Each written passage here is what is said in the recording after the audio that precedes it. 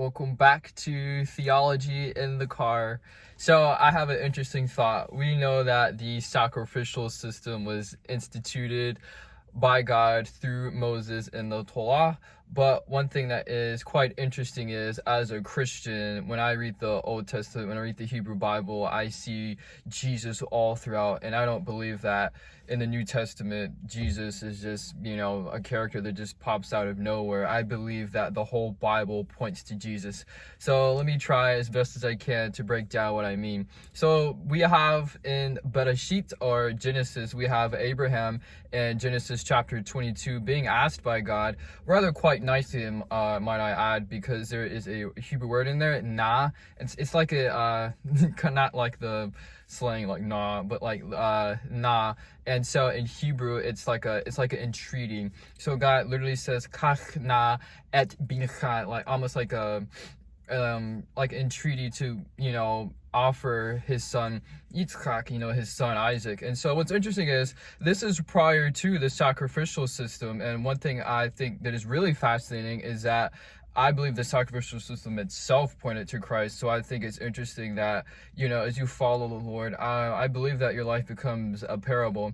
So anyways, it says in Genesis 22 verse 2, Vayomer kach na et bincha et yechidcha asher ahavta et Yitzchak ve'lech lecha.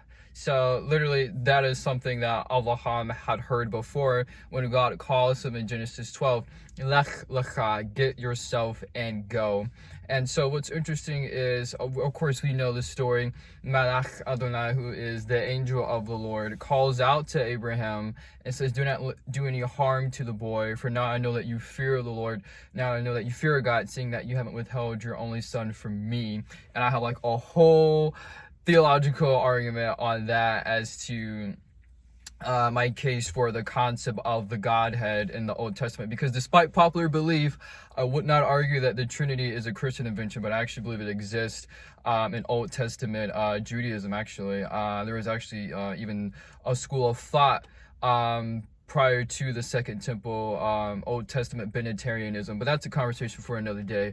And so what's interesting is, I believe that Abraham here is a parable of God in the New Testament, who himself led his son up the mountain, except at that particular time, the knife would not be stopped, and that indeed his son would be killed for the sins of the world. And so I think Abraham is an excellent parallel of this, because you might consider, well, if God is so loving, how could he ask Abraham to do such a thing?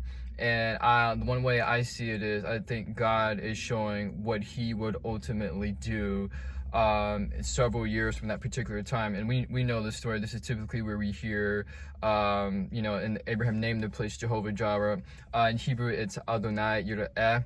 And one way you could translate that is, the Lord will see to it. And so I think this is a parallel of what God would ultimately do with his son, except, like I said, except this particular time, he saw the need, he saw broken humanity, and he saw our need for redemption, and so he sent his son to restore that.